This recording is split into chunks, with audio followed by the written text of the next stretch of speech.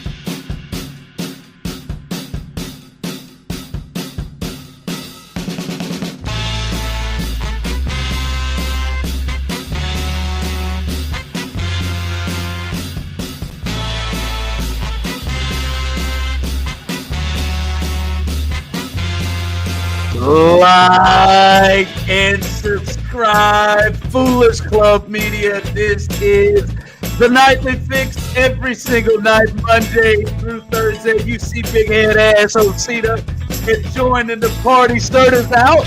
Shut up. You got a big ass head. Serda's out. And Brian B. Shynin. He joins the pod tonight.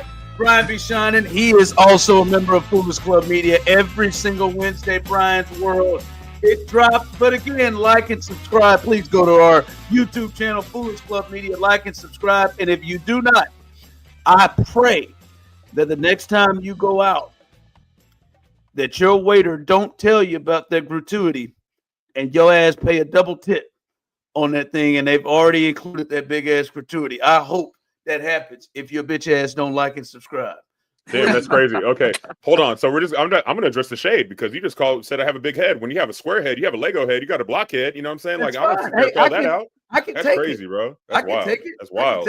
I'm just saying. You starting off this Thursday with violence, my boy. It is center. Okay. It is. I see I how start it is. off every day with What you got in that cup, bro? What's in there? I like that. I like that rocks. That rocks tequila. On the pod.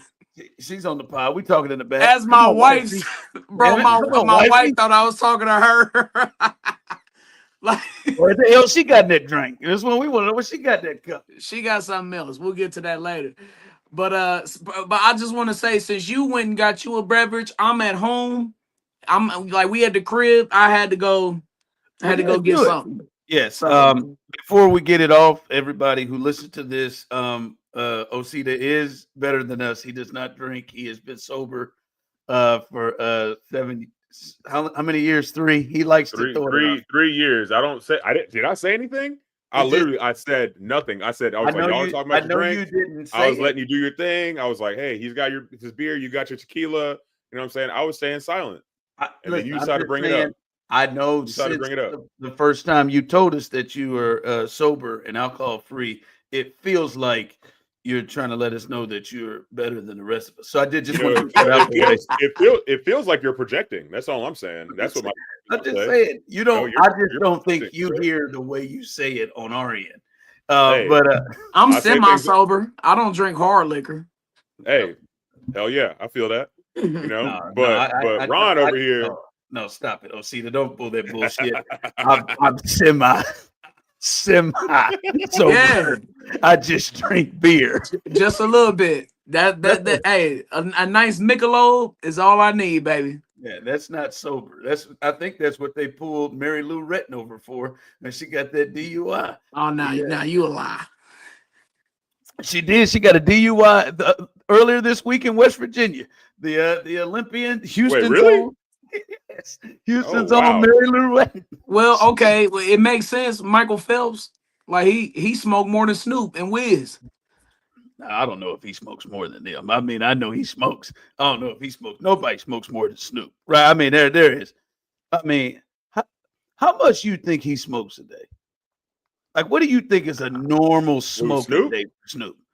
Yeah, I'd say he probably smokes as many joints as like person that smokes cigarettes. So it's probably like once when he wakes up, once when he leaves the house, after he eats, before he eats. So I'm terrible with measurements. I would say like you think he smokes as much weed as Serda smokes cigarettes.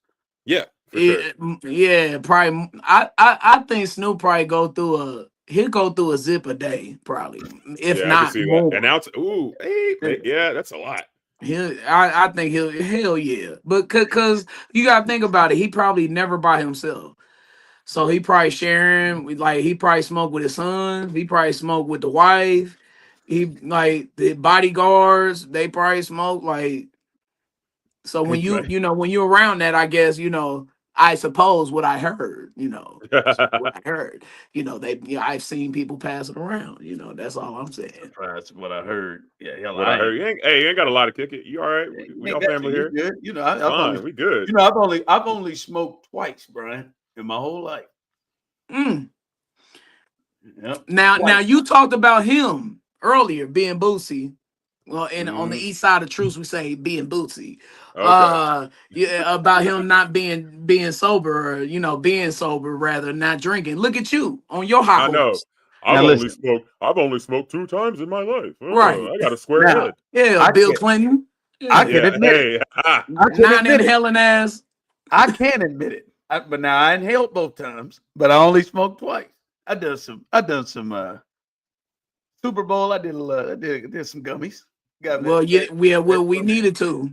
We needed to, because this was the year they won. So I was just, the year they won. Okay. Which one? Was it 2020? No, the second Niners one. Yeah, Vegas. This is recent. Vegas. Yeah, Vegas. Okay. Yeah, I was in Vegas. I was Oh, you was in the mood. You was feeling it. Kinda. Yeah. B. Scott, I'll put him out here. B. Scott, we was down there together. First stop he wanted to make was to the dispensary. I said, should I go with you? You're putting that man's business all the way out there. He's not even here to defend himself. That's crazy. We get out there. He was like, yeah, man, he was putting me on. Give me these gummies. I said, bet, I'll get these gummies. And how did you act? I know I woke up. Okay. I was no, I mean, there's more to the I woke up. We took it, went to a restaurant. I'll never forget. It was at Guy Fieri's restaurant. I was sitting there chilling. I probably had 3 or 4 maple bacon old fashions. I had never had it before. Had the maple on the bacon and it inside. It was delicious. I got up to walk. Woo! I couldn't feel. It was like a flower, and I took probably too much of that flour. But I was like, woo, walking back, and I was just standing at the blackjack table. And I remember, I forgot who I was with. I told him, I said, man, I'll be right back. There was a daiquiri spot right by the elevator. I stopped there about every day. Every time I walked past it, stopped, got me a little daiquiri, went upstairs. I woke up. It was about 4 a.m. And I was sitting in the hotel chair. Not laying in the bed. I was sitting at the desk in the hotel chair with holding the daiquiri and just fully clothed, glasses on, just out. And I just woke up. I was like, damn. I had like 4 or 5 missed calls. Where you at? I thought you was coming back. The hell you are. You stuck.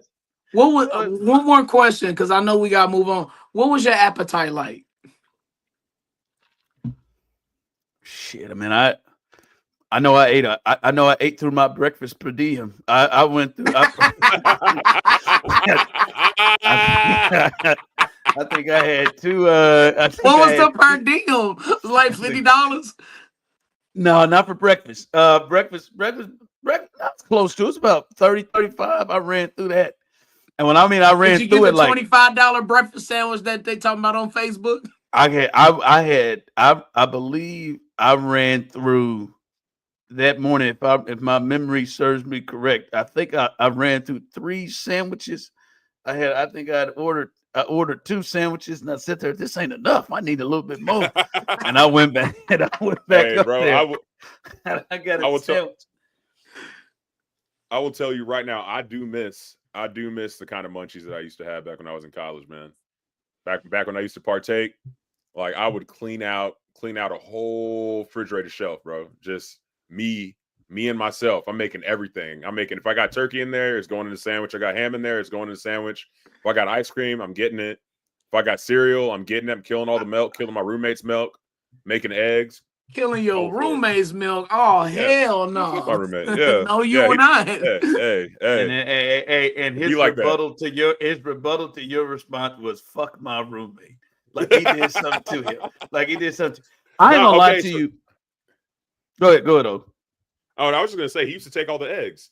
He liked to work out a lot, so he needed protein and stuff. And so we would buy like a couple of cases of eggs, and the eggs would be gone like every other day, bro. Like I got roommate stories for days.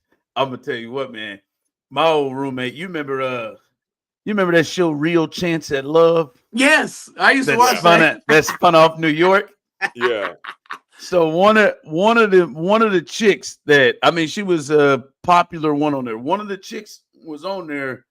My roommate was knocking her off, and we stayed in a loft downtown in Kansas City. Stayed in the loft, and my room didn't have a ceiling on it. It just went all the way up. Man, I'm in there asleep, and I know I got Eckerd sausage. And very much, much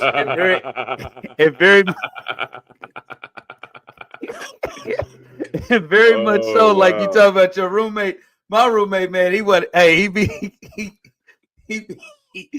the one dog that we ain't fairly pitching in. He do his thing, but he ain't fairly. Like I'll call him and be like, hey, we out of paper towels.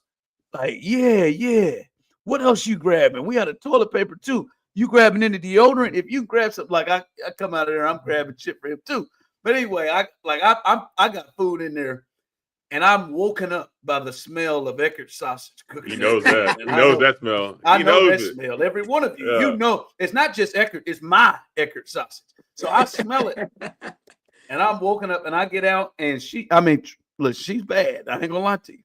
And she was dressed as if she had just woken up. I promise you, I went up there and took that damn sausage right out of that pan. and she tried to get with me, and I said, "No, that's my sausage. I got this planned out." I said, "You can ask, you can do a lot of shit. It's my sausage." Yeah, me throwing salt in the man's game. That's crazy. Nah, man, hell with that. Nah, you can't be going to other people's houses touching their food. Hey, bro, it wasn't even he didn't just cut a small piece out of it, man. You know the full Eckerd sausage, the rope, the whole link. She got the whole thing in there. She got the entire link in there. Maybe if she'd have just had some of it, I wouldn't have let it slide. I said, you had the audacity to cook my whole oval. My whole well, I was smoking hot about that. Hey, that must have been pretty good to have him stealing from his roommate, though. Man, he was gonna do that regardless if she was there or not. He was gonna slide. There are times my man went out every night, 2 a.m. Hey, you gonna eat that chili? That would come to that knock would come to my door. Man, yeah, man, just go ahead and get it. I couldn't give it that Eckerd sausage. I know we got to move on to Knicks. By the way, they staved off elimination. Tyrese Halliburton, I don't know what the fuck happened to him tonight. I don't know what happened to him. Just after that performance he said he had last week, my man went for Jalen Green numbers. He went single digits. He went 8 points in. I don't know what happened. I'm just happy to see this. Osita, you don't know, Brian. Osita his whole campaign is for the New York Knicks fan to just suffer. And so I think wow. But hold on, hear me out. I don't want it to happen in a normal way. I want it to happen in the way that they have a little bit of hope, like they feel like they're about to win. Like either I want them to either lose in game 7 of this series or make it to the finals and get swept. You know what I mean? Like I want them to feel it because I feel like Knicks fans don't deserve this win. They don't. They are so arrogant. They're so New York. Yeah, I get it. It's like the cultural mecca of the United States and of the world and stuff like that. You already got all these good things going for you. Why are you so shitty? Why are you constantly saying suck my dick and bing bong? Like, I don't get it. Like, I don't fucking understand it. They act like fucking awful humans. You know what I'm saying? Like, fuck them. It pissed you off when they hit that man with that trash, did you? I got mad with, I saw that. I was like, y'all don't deserve shit. Y'all ain't shit. So I'm a Lakers fan. So I have no affiliation with the Knicks at all. I just appreciate New York energy. I love that shit. I love the rowdiness. I love the vulgarity that they have. I love like I don't know if y'all seen on Twitter with the videos with the Spider-Man. He's out in the crowd Yes, and with the they Henny. cussing and Yes, going crazy. yes, they're going I wild. I love that New York shit, bro. I really do. So I want the Knicks to win this championship so bad, and just the fact that it's against the Pacers too. And by the way, I love Tyrese Halliburton. I think he is an asshole. I think he is one of the future faces of the NBA. Like we are seeing a transition this year in the league. It's a really a breath of fresh air. To not see the Warriors, to not see LeBron, to see these new young superstars taking over the game. So the baton is being passed to this new generation. But with Halliburton, I really like him. But to see this little rivalry developing again, the rebirth of the Knicks Pacers whole thing, I love it. I wanted to go to a game 7, and I need these Knickerbockers to get to the NBA Finals because we haven't seen New York in an NBA final situation since 1999, since they went on strike that year. So I can't wait to see the energy of New York if they keep on winning. I They are mean, going to burn that city to the ground if they win. Sir. they're gonna burn. They might cannot burn it handle down it. tonight. If they can't get a game handle it. 7, they might burn it down. Right? We're clear. They stopped referring to them as the Knickerbockers just because that was real close to messing up. Like that's real Well, of close course. to real accidents. Like, you know that's why I like, call them that? When was the last time y'all see Vampire in Brooklyn? oh shit, we talk about it every night because that's what I've been telling you. SGA looks like he could be an extra of Vampire in Brooklyn. Yeah, SGA, I guess. I'm talking about That's I'm like talking a about lizard to me, bro. But whatever. I'm talking about at the beginning of the movie when John Witherspoon is like, yeah, put $20 on the Knickerbockers for me or whatever. I don't know. That's just why I call them Knickerbockers. That's all. I wish for years Marv Albert had to work his way through and not call them the Knicks and had to really if you Marv Albert, you Mike Breen, you got to take a breath before you say Knickerbockers quick. He's like Knickerbockers. You got to. Hey, who's the one that will actually mess up and do it though? Oh, Chuck, Howard I know Cosell Chuck would would. For sure. For sure. What? See, but Chuck, I want to know the accidental white person that would have messed up and said it. The one that, I'll tell you, Marv would have slipped up and said it with that rug on his head. Ernie. What if Ernie do it? Ernie never would have. Nah, he wouldn't. But what if he did though? Like who? Like what would Shaq's reaction be? Hey, very much. We do this every night. Heat check. We'll do it here in a little bit. But it'd be very much. Ernie would be very much like the heat check we did the other night. Osita does his segment, the heat check, and he put forth the heat check of what if you oh yeah, in a relationship. I forgot about that. You're in a relationship and you're married to this white chick. You married to her and y'all been married for 20, 25 years. And she just slipped up and just said, and just was like, hey. Reveal her truth. She just slipped up, just hit you with the damn niggas. Just stop. And she just hit you with the N-word. Like what would you like? Yo, Brian's face. Like what would you do? And like I'm thinking to myself, first if you think to yourself, you've been married for 25 years. I know. Look, let me tell you why. That'd be like Ernie. I'm just saying that'd be like Ernie. Be like, all right, Ernie, man, you've been with us for 40 years. Like Ernie, man, like we got to put you in timeout.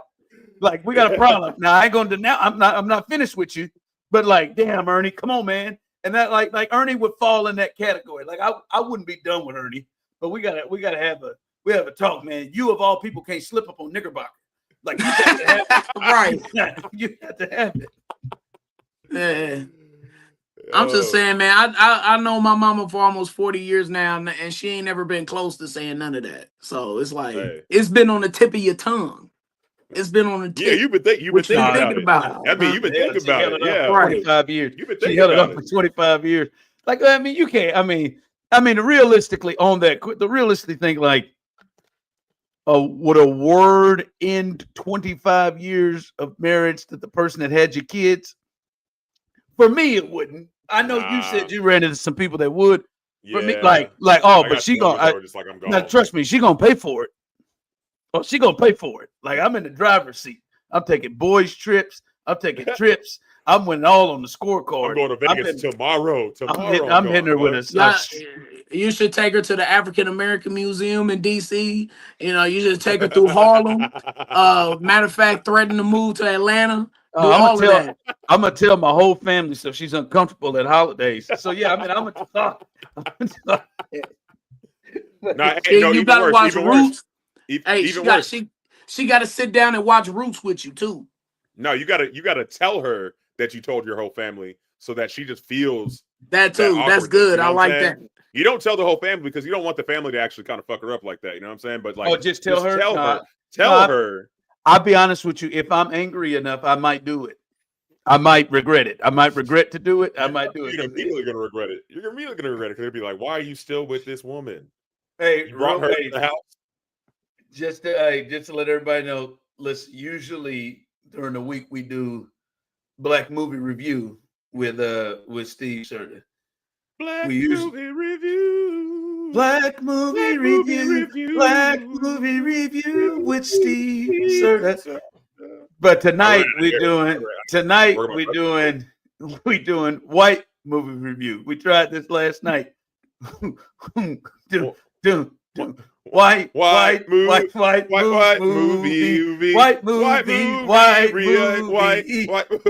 review.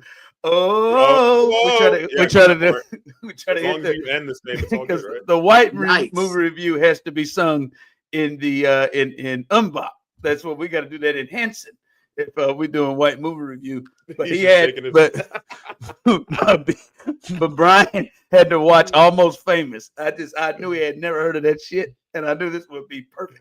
Oh, you missed it the other night. We was really going through the catalog trying to figure out what white movie has he not seen, and it became Dazed and Confused. I thought there might have been a tinge of a chance you've seen that. They had thrown out The Breakfast Club. I felt like you didn't see The Breakfast Club. I've seen bits and pieces of that. But I thought, oh no, Almost Famous. This is perfect. I know he ain't seen this. He may not even know. He may have never even seen Kate Hudson, who is one of the biggest stars in all of Hollywood. He may have never even seen her in his life. Never heard of her in my life until y'all mentioning her. My wife mentioned her earlier, so I didn't know anything about her. It's a damn shame. You don't know who Goldie Hawn. You don't know who Goldie Hawn's daughter is. Just a damn shame. Oh, that's Goldie Hawn's daughter. Yeah, it's two Americas. Goldie Hawn. I don't know who you talking about. Yeah, Goldie Hawn and Kurt Russell. Yeah, that's okay, Kurt Russell. I know him. He was in Breakdown. There you go. That's my movie.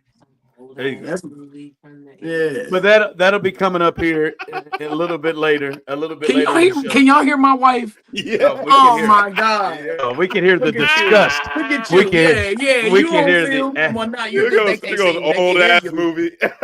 She is in disgust. In disgust. All right, I do want to hit this. Before we hit the break. Oh, yo, that shit was funny. Yo, I find it really, really interesting. And Osita, this is terrible for fans of teams like yours and other teams around the NFL. It feels like to me as I looked through it, Vegas did their odds, and they had the odds to win the AFC. Buffalo was number 1. Baltimore was number 2. And then the Chiefs, who've been to 3 straight Super Bowls, won 2 of the last 3 in the middle of a dynasty, were the 3rd team. And we have started to hear a lot of, again, we've heard this a lot. The Chargers are going to come and take the crown. Somebody else is going to win the AFC West. The Chiefs are going to take a step back. All of this stuff. I still think the Chiefs are the most feared team in football just because of who they have at quarterback. And I think people are always nervous and concerned. Maybe the Eagles may not be as fearful, but I still think people look at that and believe that. Somehow it feels like to me, in the craziest way, the team with the best coach and the best quarterback and the team that has won the most of anybody, and it is in the middle of a dynasty, are going to get to play the card of, hey, man, people doubt us. Like, most of the time people bullshit, right? They're going to do it. Like Oklahoma City's going to find a way to say people don't believe in us, even though we won 68 games and we keep beating people by 30 and 50, but they don't believe in us because we're boring and stuff like this. And SGA just goes to, like, people find a way. But the Chiefs are actually going to get the chance to live a life, at least until like they prove they don't. Live a life that says, hey man, people don't believe in us. People are doubting us. And I think it is the craziest sham of all time because these dudes are going to get to, if you look at their roster and understand what they have had over the past couple of years and what they've won with, the Chiefs to me still should be, at least in the AFC. I'll give it to the Eagles. The Eagles beat the dog shit out of them. But at least in the AFC, the Chiefs should still be the team to beat. But they get to play this role of they don't believe in us and actually have things to point to, which I think may be a potential problem for the league because I think it's just going to piss them off. Oh, well, I don't agree with you. I think that, first off, I think the Chiefs have come back to the pack definitely since the Super Bowl. You know, last year, I know on Brian's World, I talked a lot about, well, you know, the injuries are there, okay, but, you know, this team is still playing possum, playing chess with the rest of the league, concerning with the close games going down the stretch. You block a field goal against Denver, and we get lucky in that game. You barely beating these teams by one scores. And the whole time I'm thinking this chess that Andy Reid is playing in. In the Super Bowl, he'll come out with these magical plays, and Kelsey, he'll turn it on, and this, that, and the third. And that Super Bowl was the most depressing Chiefs game I have ever witnessed. And I've witnessed some bad ones.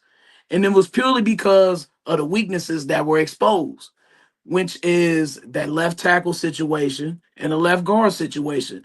I've never seen a team get mollywopped with 4 people. That's it. Eagles did not blitz in that Super Bowl. So there, the glaring holes with Kelsey, we don't know what this offense will look like without him. Rashee Rice, we still don't know what's going on with him and his legal matters. Hell, the legal system don't even know what's going on with his legal matters. So we can't even tell if he's going to play however many games that Rashee Rice is going to play. So this offense is rather unproven and still have a lot of holes in it, especially the important ones at left tackle and left guard. Now, yes, did we, try to upgrade those things?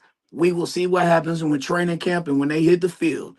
And got some good news this week today, as Andy Reid says that Josh Simmons is ahead of schedule. And I got word that he was out there looking kind of fluid, looking good. So we'll see what they do with the O-line and how that progresses. But, man, it concerns me with that ass whooping that they got in the Super Bowl and that offensive line. That is a glaring hole. Yeah, it's not to me, it's not the same team, right? They're not having a left guard go out and play tackle and Caliendo out there. For me, I feel like their offensive line situation is in a much better spot. I know you lose Joe Thuney, but I think overall their offensive line situation with Simmons, they actually are going to have tackles to play left tackle. Their offensive line situation is in a much better place. And the thing I think a lot of people wanted to see was what would it be like to have Worthy, Rice, and then Hollywood Brown all together with Kelsey.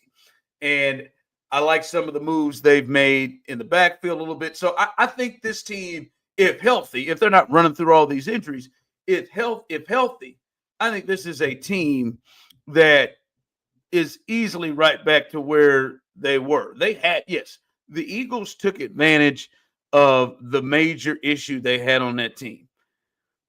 But I think they're in a much better position on that team. And we'll find out. I don't think that Patrick Mahomes is done being prime Patrick Mahomes.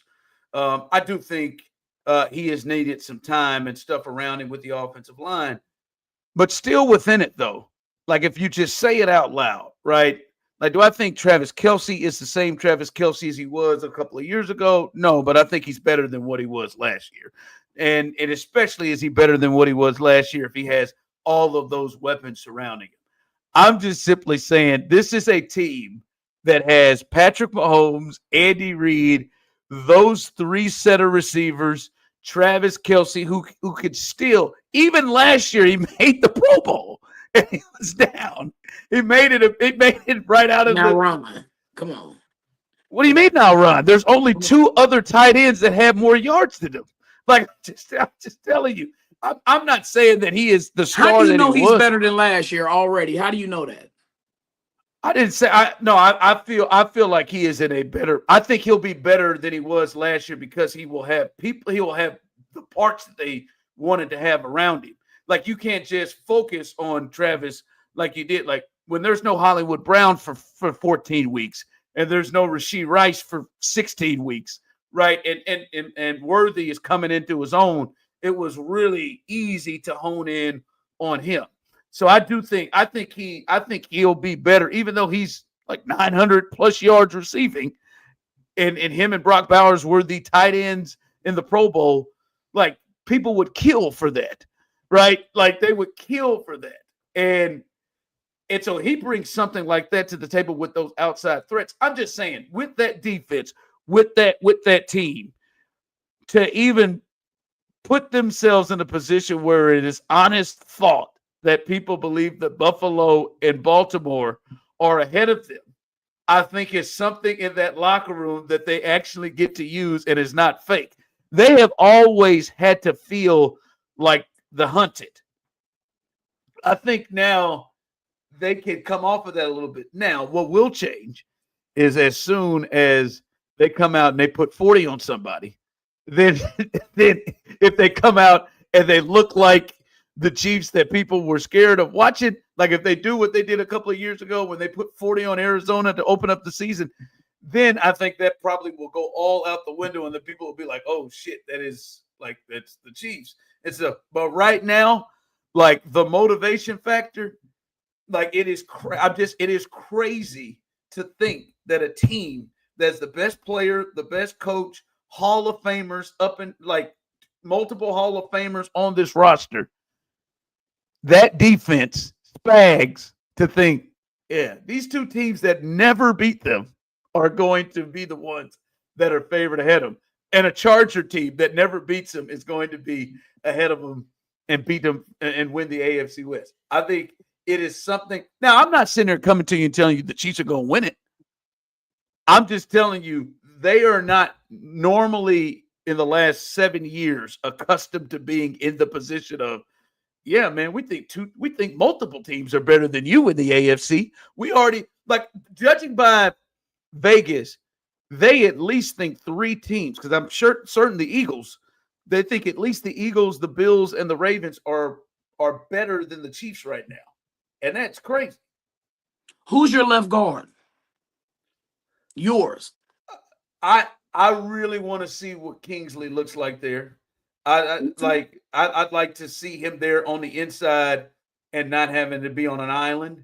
And then, to me, more R. Simmons potentially as the left tackle there. But I'd like to see Kingsley there. But again, as you know, football, Brian, if left guard is your biggest problem, that's something you can work with and work around. And I don't think it's just like a problem like a turnstile. Like if that's your biggest problem, you can work around.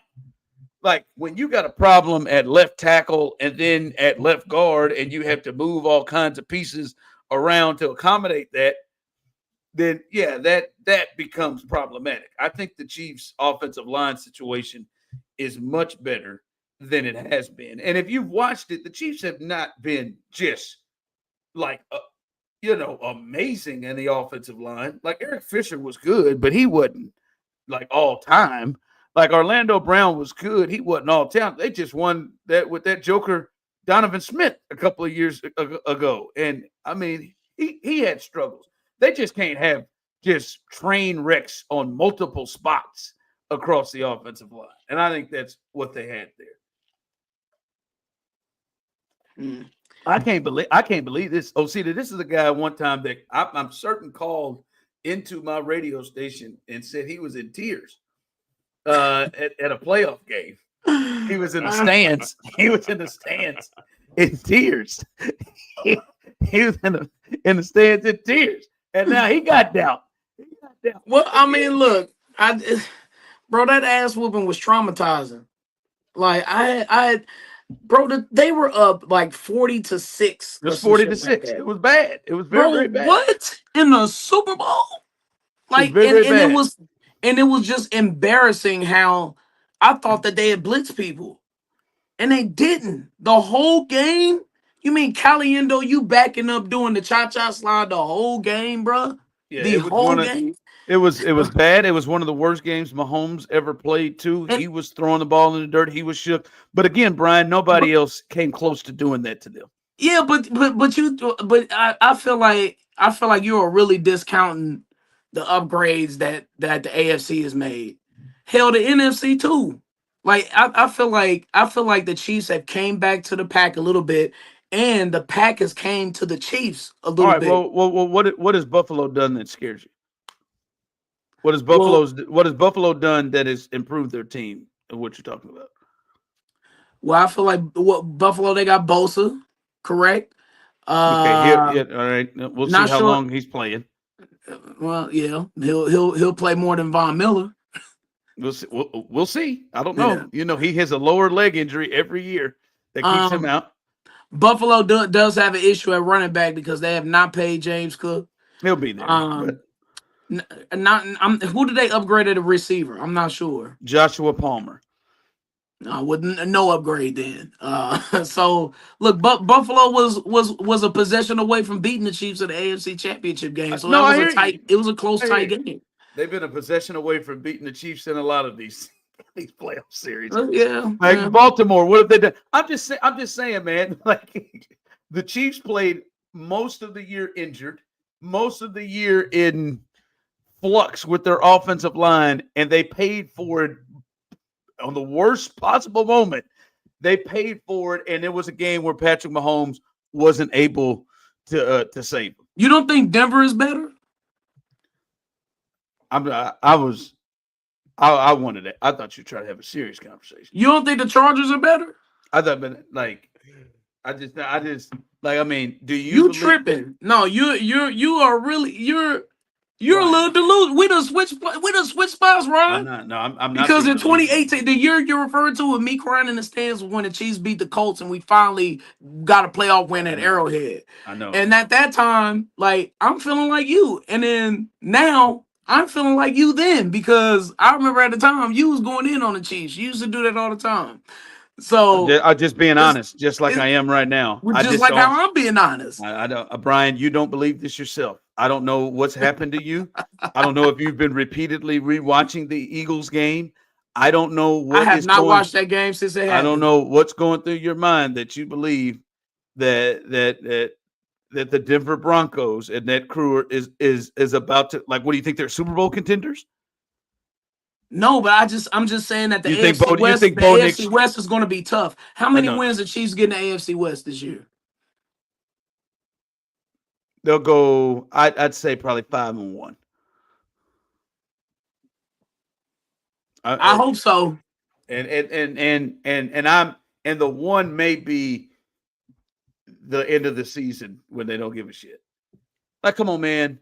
Like, if you want to talk to me about Baltimore, Buffalo, hell, I'll hear Cincinnati. But Brian, and I almost called you by your full real name, Brian. Don't walk in here and tell me Bo Nix is about to walk in here and take it in the Chiefs. Don't walk in here and tell me that Justin Herbert. He almost went to Arrowhead and won last year. What we talk about? He was a block. He was a Leo Chanel block field goal away from winning. He was a 7th seed. He was a 7th seed. Stop it. You want to talk? Don't give me the Chargers and the Broncos. All right. Yo, I really didn't know your scary ass was like this. I'm not scary. I'm honest. You're bugging. I'm bugging. Say it out loud. Bo Nix is going to walk in and Bo Nix throughout a 17-week season. I'm not saying that shit. What are you saying? So what are you talking about? I'm saying things are tight. I didn't say that the Chiefs were going to lose to the Broncos necessarily, but I feel like you're discounting the quality of teams and not only the AFC West but the whole AFC period. And I just Brian, feel like I feel like everything has gotten closer with the Chiefs as opposed to them just dominating everything. It's no, Brian, I don't think the Arrowhead Invitational is a shoe-in this year. Brian, do you believe the Chiefs aren't going to win the West? I believe the Chiefs will win the West, but it'll be tight. It's going to be close, tight to where the Chiefs are going to have to play Patrick Mahomes week 18. Okay. Geno Smith really. I pray to God we record this and we play this back in January. Okay, I pray to God we do. Listen, I don't have any fears of there are teams that concern me that I think can get the Chiefs and can give them problems. Those 3 teams I named right there. But Bo Nix and Geno Smith and Justin Herbert are not ready. They aren't. The last time I checked, football is an 11-man sport. Yeah, I know. You can say that right now, but then you will also understand and know that the quarterback and the coach makes a big difference in these things, and the Chiefs have the 2 best. And you don't like Harbaugh? I'm not saying I don't. I like Jim. Jim ain't Andy and Pat. Again, you want to talk to me about Lamar and Josh Allen? I got you. Joe Burrow, I got you. I'm with you on that. Any of those teams, I'll kiss your ass if any of them teams are the ones that end the Chiefs. What do you think about Jalen Hurts? That's a good player. Good team around him. Good player. Yeah, would you put him in that tier? I think he's better than any of the quarterbacks that I would put him above any of those quarterbacks. I definitely put him over Nix and Geno, and I put him over Justin Herbert. Yeah, he's a top 7 quarterback, top 6 quarterback. Yeah, we're not talking about the Eagles. You're discounting the quality of the rest of the league. This is sad, man. I'm like, I need a break. Osita, this is sad.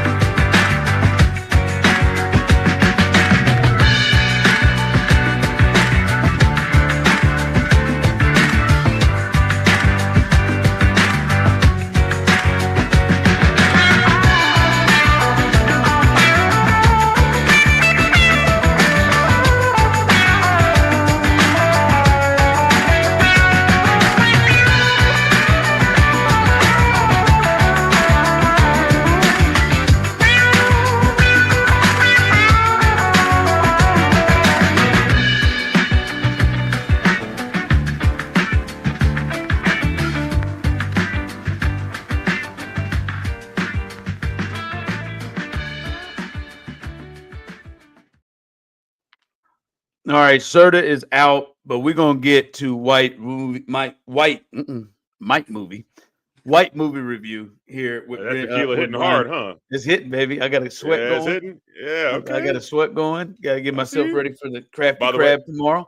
By the way, Brian, I saw you dancing. Oh yeah, I was doing a little jig, you know, yeah. boom, There you go. boom, There you That go. song, There that you song go. kills it every time. I'm always in the back, like, And it took me a while to realize that Serda, because he's like the producer and stuff like that, he could see me the entire time. So it took me like a month of me like showing, like going crazy back here. And I was like, "You can see me, huh?" And he was like, "Yep." I was like, "God damn, all right." Well, Secondhand embarrassment. We'll get to Right. white movie review in a second, but let's do a little heat check real quick.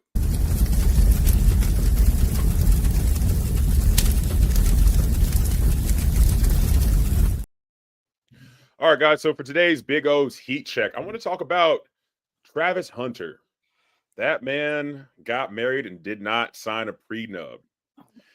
Pretty soon, my boy's gonna be running routes straight into family court like it's fourth and alimony. Like, bro, like you just went from wide receiver to wide believer in true love and possibly joint custody.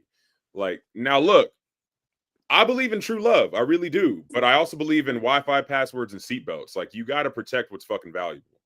I mean, even Kanye was like, "If you ain't no punk, holla, we want prenup." And Travis was like, "Nah, I'm running a play called I Hope She Really Loves Me Forever." That's a bold strategy, my boy, and I really want to see how that plays out. But the cherry on top of this shit show is the fact that he bought her a $642,000 G-Wagon as a wedding gift. On top of a rock, on top of a wedding, on top of everything else that she's getting. He bought her an amazing car that's worth more than a house. But hey, maybe my boy's playing chess and we just don't realize it. Because if after all, if it goes south, maybe we can get a dating show called Travis Hunter, The Realest Catch. And I'm probably gonna watch every episode, not gonna lie. I have been so uncomfortable with how people have, in our industry, with how people have just, and I know it's this period, this social media time, and how everybody has, but it has been so uncomfortable to me about how aggressive so many people have been in the midst of these two's relationship. But it's the thing is, we've seen it before. It's not like you don't see it where a superstar gets married and then they get divorced right after they finish playing. And then what happens? They take half. Again, listen, sure, it happens. You know what else happens? Motherfuckers get married and they like love the hell out of each other and and they've been together for a long time. Shit. Brenda Warner ain't took Kurt Warner to the cleaners. Like, I mean, I'm just, for me, you know how I feel, Osita. We've talked about the Bill Belichick thing. I think it's really fucking weird how many people are. Yes, it is a interesting situation, but it's a weird situation that we see. Yes, the age difference makes it weird, but when you take the older guy, younger woman, we see, or even just the, hey man, she may be with him for his money or take it. We see it all the time. Nobody's going down like Pablo Torre and investigating, hunting this and putting 11 people on it. It's weird. And like this thing right here, like there's speculation of, man, this bitch just here for the money.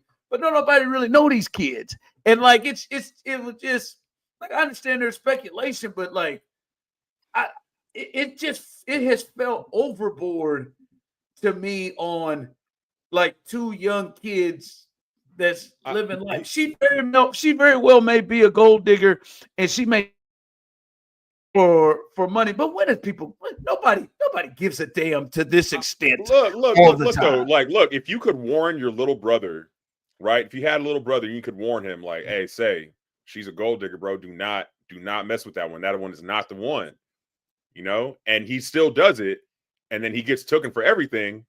At least you tried to warn him, but I think that's what it is people, like with Bill Belichick, like the Bill Belichick thing and Travis Hunter thing, you see people are people of patterns, right? And you see certain patterns in certain people for a reason, like they happen all the time. And so if you get the chance to warn somebody like, hey, she's giving me that vibe of like, this is not going to be healthy for you. This is going to be very toxic, or this is going to be something that destroys you later on. Wouldn't you like to warn somebody? And I think this is kind of the world's way of warning, at least Travis Hunter, like, look, young blood, like, look, you got a shit ton of money. You know what I'm saying? And this girl is already giving off vibes like she don't really fuck with you like that.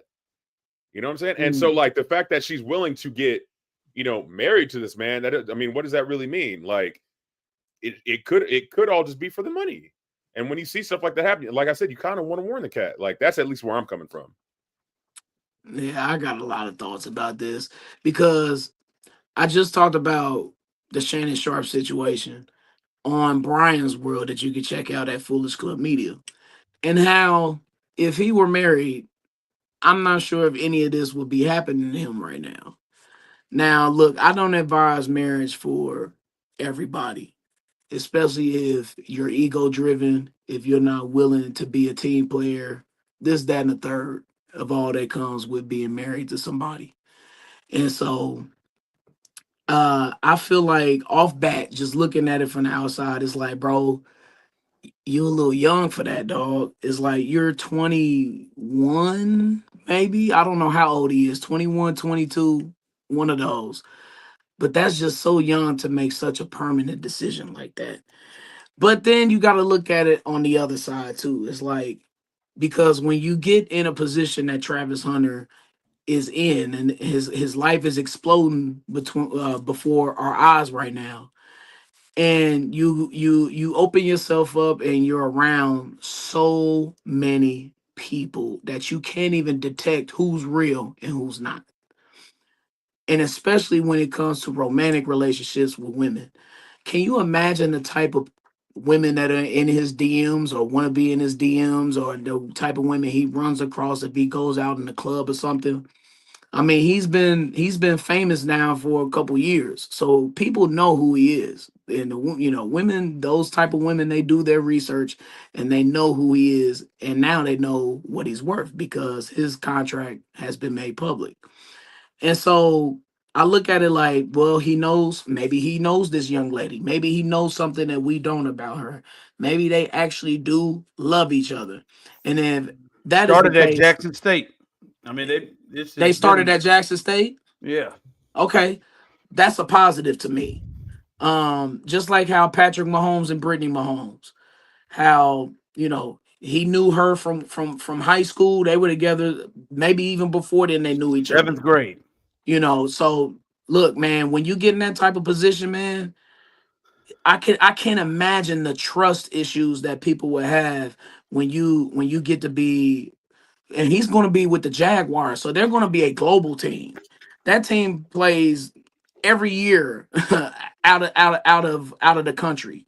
You know what I'm saying? So he's opening himself up to a lot of women, a lot of opportunities, and I can understand why, if he feels comfortable with this young lady, why he would do that. I totally get it. I just think it's uncomfortable with some of the stuff you kind of said, Osita. And I think there are a lot of people going about it that way. And I think this day and age opens it up. Everybody's got a show. Everybody's got a platform to try to give commentary on.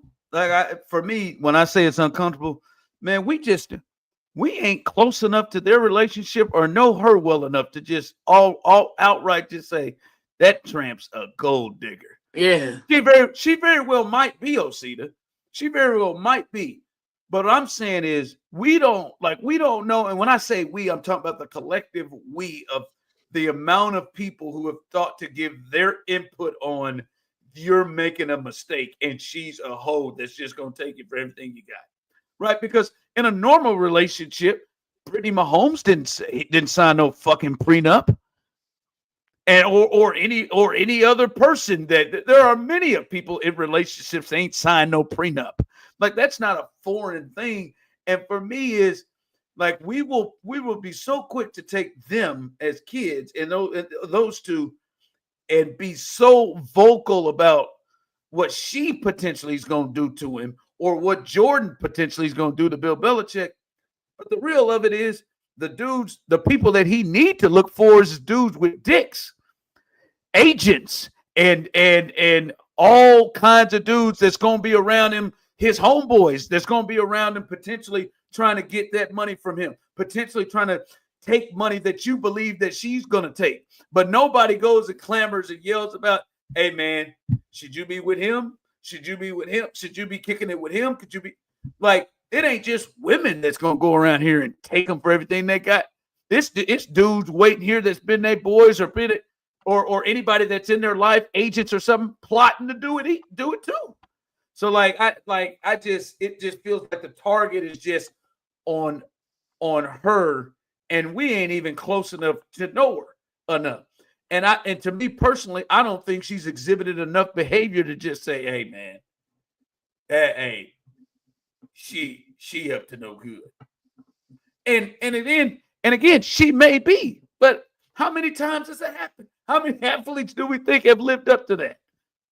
And people from I feel like a few, man. I feel like there's been more than a few. Sure. And I mean, all it takes is one. And I feel like, I don't know, man. Maybe we are judging their relationship a little bit too harshly.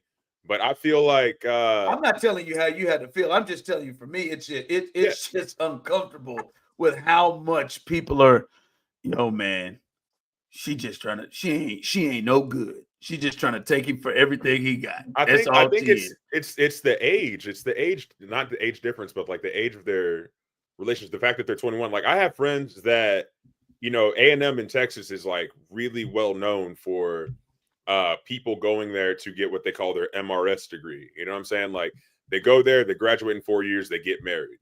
The amount of those relationships that I saw with people that I went to high school with that graduated from A&M and got married, that are still married right now, it's barely any, bro. Like, and you see them all on Facebook, because that's where Facebook, all the drama happens. They're on Facebook airing out all their dirty fucking laundry. So I'm just saying, like, maybe take a little bit of time and really figure out what kind of relationship you have and how, because that money is going to change him as much as it's going to change her. So the fact that they've known each other since college is whatever, because they can be completely different people within the next like 5 to 7 years. What happens if he gets hurt? What happens if he gets hurt and is never able to play again after like 2 seasons or some shit? God forbid, but like, what happens there? No, is she gonna stick around and take care of him, or is she gonna be used to a certain lifestyle and kind of dip out? I'm not saying that she would do that, but I'm just, anything could happen. I'm saying this for like anybody who gets married that young. Like, yeah, it's cool to be with somebody that young, but you got married at what, like 27? 27, right? 27. And you met her at what age? Well, we dated at like 24. 24. Okay, so you took some time, but you were also like an adult, because I personally don't consider anyone who's 21. Like, you're not really an adult to me yet. You know what I'm saying? Like, I get it. You're of age to do things, but you're not, like, I was fucking crazy at 21, But I'm just saying, live life a little bit, but Osita, see where you're at later on, and then like, enjoy the money with your girl. Like, have fun. Let's be honest though. But why you got to be tied by a piece of paper like that? But let's just be honest, Osita. But what you're saying is different than what's being talked about in this. It's not that the conversation is not, man, maybe you're having it, but the bulk of the conversation and where this jumps from is not, oh, they're young. You wouldn't be talking about no damn prenup just because they're young. The thought is he needs to get a prenup is because this bitch ain't really in it for the real reasons. That's what the thought is. It's not that they're youth. But that conversation is happening because of their youth. Like, because I don't think because I don't agree with that. I think I personally think it is. I think the conversation is happening is because they think she's a gold digger, whether she was 21 or she was 22 or 32 or 42. I think they think that she is in it to try to get him for his money. I think that's different from what you're saying. What you're saying is just date a little longer. Just date a little longer and make sure this is where you want to be with your age. And what I think people are saying, it don't matter if she was 27. If they waited for 5 years, she is a gold digger in it for his money, and he is a buck-tooth, ugly dude that wouldn't get her. Damn. I'm just telling you what people have said. Damn. That wouldn't get her and is only getting her because of his money. And like you said, and like you're talking about Don Tolliver and Kelly Uchis or something like that. Take a look at Travis and that smile. But I mean, Don Tolliver. That's but I think that's where it is. And I'm just uncomfortable with it. She may screw him the hell over, but I feel like the people that are going at this aren't close enough to get this. All right, let's get this in. White movie review. You had to watch Almost Famous. Brian B. Shynin in for Serda. By the way, Serda comes back next week. He's got to watch and give us a black movie review on Fresh.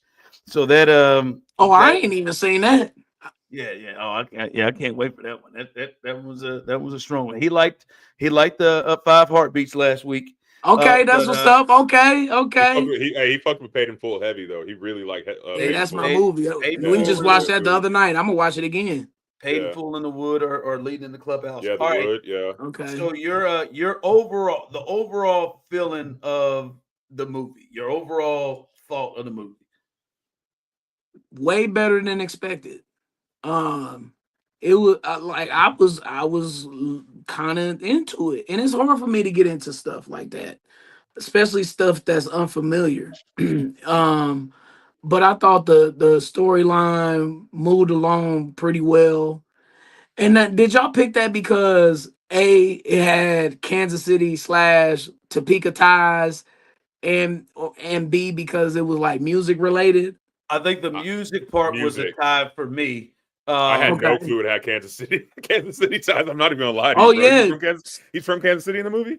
Well, no, they go on a tour. They on tour and they're in Topeka, and then for Okay. some reason they go to Kansas City and they go to this club or something. And these guys, I guess they were the bodyguards they had or security guards. They had Kansas City something on it. Yeah. But yeah, I enjoyed that part of it. It was when they really started to curse, because in the beginning it was like it felt like it was a PG or PG-13 movie, and I guess because he was a kid or whatever. But Yeah. as the story moved, as they moved along, and they started like he's covering this band on tour, it's like, oh, they getting into it because the lead singer's on a shirt, and it's kind of like the Five Heartbeats, low key in a different way. But they brought out the shirts where the front man was in the front and the other guys was faded in the back or whatever, and they started arguing or whatever, and you know. I found the flow of the story. It's as long as hell. This is It is almost a long. three. This is all y'all didn't warn me and say that it's a 3 hour joint. It's almost 3 hours, like 2 hours and 40 minutes. But I want to finish it though. I only got But like 20 minutes left. but I do think Osita could probably attest to this, being in that scene, maybe not being in the scene in that time frame, but being in the scene. I think one of the things that I've always, when I've kind of looked into that movie a little bit more, is it seemed like it was pretty authentic to what it was like in that time.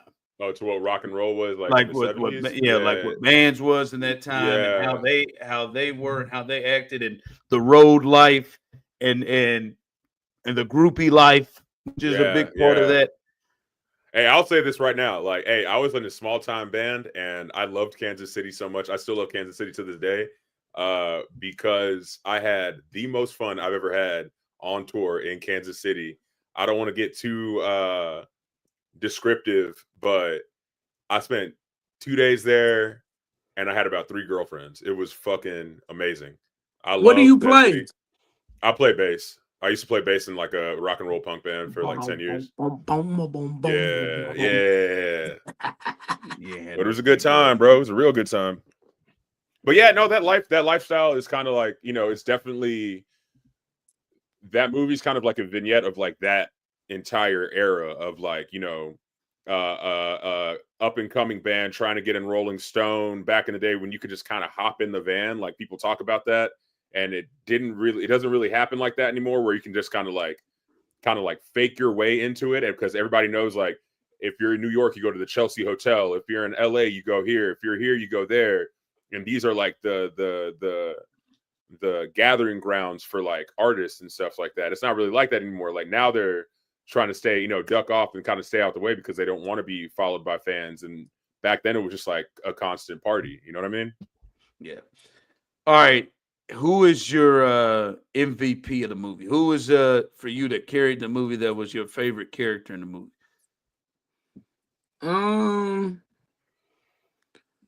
Probably the writer, the young guy. I was I was fascinated by William Miller, baby.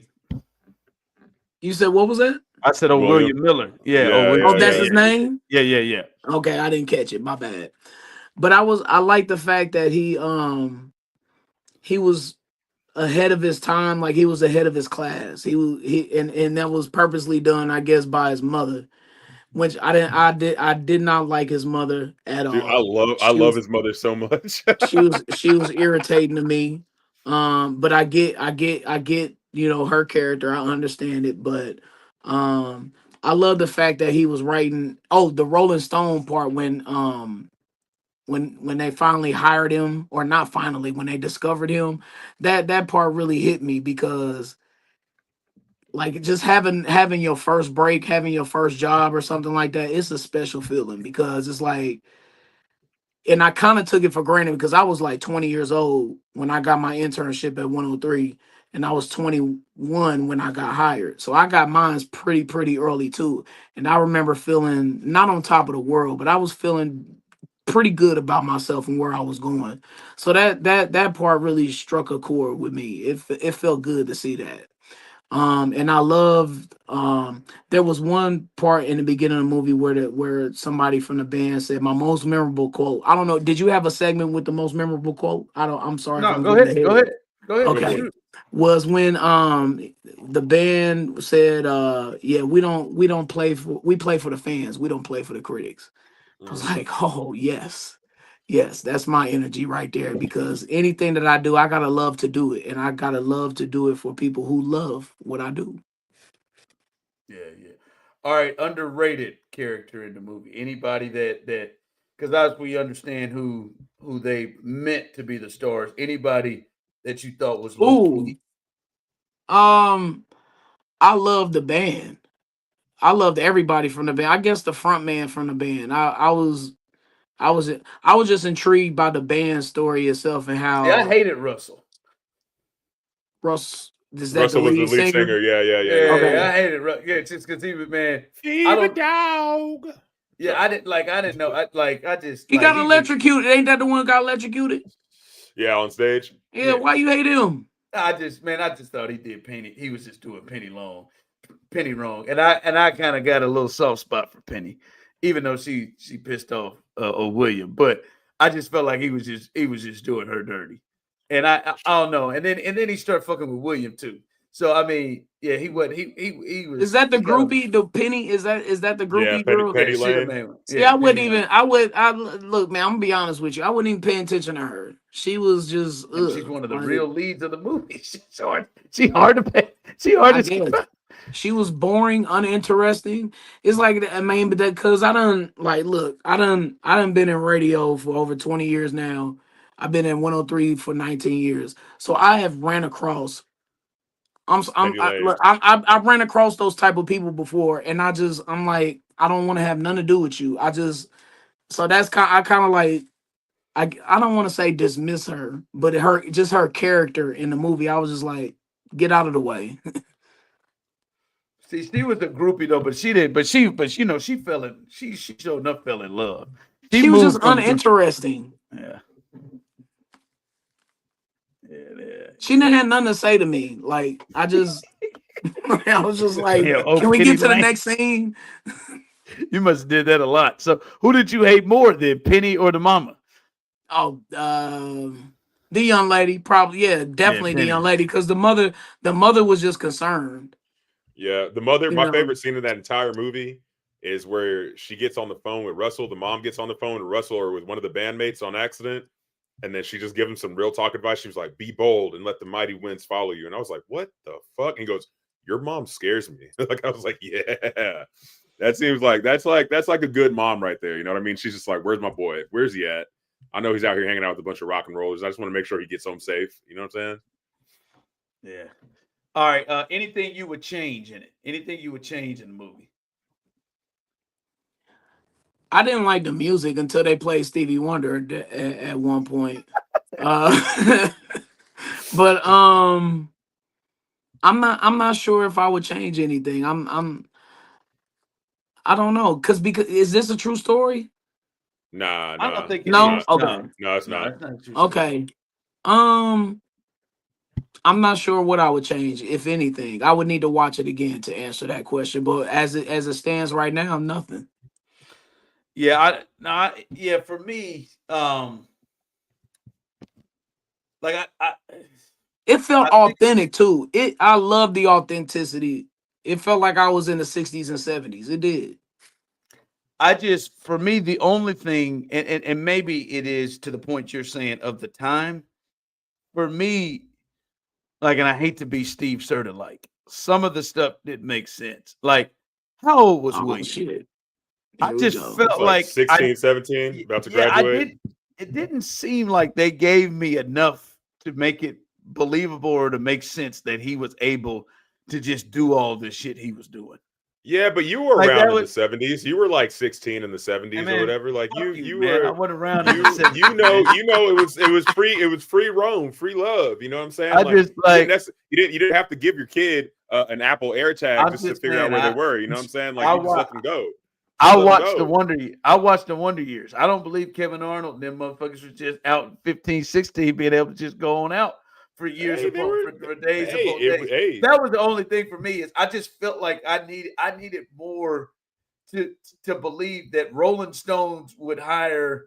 I know he faked himself, but Rolling Stones would do that, and a 16-year-old would be able to do that and do all the things that he was able to do. It just Back that before part. social media, back before you had an internet presence, all you had to do was make a phone call, send a letter, and hopefully get it figured out. You know, like No, all you yeah, have to do is be good at what you're doing. Like, be good on the phone, be good in your writing or something like that, and then you be all right. They won't know who you are till you have to interview or something like that. So you have to actually show up at the office. yeah. No, they tried to. I mean, I understand how they tried to play that, but it still was just like, hold on, man. I just feel like a parent that's not a deadbeat parent, a parent that would be a little bit more aggressive on that shit about like, oh, hold on, where the fuck are you at? What are you doing? Like, I feel like it would be a little bit more aggressive. All right, 1 to 10, scale of 1 to 10. I like it. You said right off the bat, this went better than you thought it was gonna go. One to Yeah. ten. Where you at? Mm, Rotten Tomatoes gives it a 7.5. But anyway, go ahead. I was giving it 6.5, 6.8, somewhere around there. It's not bad. I will watch it again too. Another thing I think would change. I don't think it had to be as long. Yeah, I it's think Yeah. I entirely think too long, bro. They could have wrapped this up early. they could there were some things they could have left out, but I think that's another part. And I think if it wasn't that the length of that probably makes it rougher on The there. thing I was intrigued more by the band, just as intrigued with the band as I was the young man's writing story. So it was those two parts that See, that drew me into to that. that's the thing is listen, I have it took me a minute to appreciate like rock music. I know you don't at all, Brian, but it took me a No, minute no, to no, no, really hold on now. Hold on. I got a little Metallica in my Apple Music. Okay, I Hell got a yeah, little ride the little lightning. little, Okay. little Pearl Jam. Okay, I Okay. got I got some Van Halen. What we like? Excuse me. it's It it, got to it be 80s and 90s rock. I can rock with that a little bit, just a little bit. but no, it took I'm just fucking with you. It took me a minute though, like to appreciate like rock music, but I certainly get into the stories of how they made it, how they got there, and what it was like going through. I like the amount of documentaries that I have watched on bands and the stuff I know about bands. I don't know a lot of the music because the music don't do it for me. Like I remember I had a weekend that somehow I went down a Nirvana rabbit hole and I got to I mean 3 or 4 documentaries on Nirvana and Kurt Cobain that then led me to the Foo Fighters and documentaries on the Foo Fighters. Like it just to see how they made it, how they got to the spot, how they once they made it, how they partied and all the stuff that they went through. Because you know, see these bastards break up, new drummers come out of nowhere, all this Queen, another one. Like I've watched a lot of documentaries on Queen and stuff, not necessarily the music, but I find it very, very interesting to see how creative people, whether it's creative that I like, but creative people kind of push through people trying to stop them from being creative and still kind of made that thing shake. That kind of stuff gets me going. I mean like Metallica, I've watched several documentaries on them. I ain't got a lot of Metallica music. But I've watched several documentaries. Enter the Sandman, Ron. Yeah, I know. That's my jam right there. I ain't gonna lie to you. Yeah, I was an avid video watcher when I was a kid. Like I was glued to BET and MTV when the Chiefs wasn't on. So I'm that's why I know about the 90s rock, like early 90s rock, late 80s rock. I'm all the way with it. I was an MTV baby all the way. Yeah, but Almost Famous 6'8". I was sure enough thinking we was gonna be in the fours, Osita. I really I'm glad he liked it. Yeah, that was good. I gotta finish it. Finish that thing up. All right, take us home, Osita.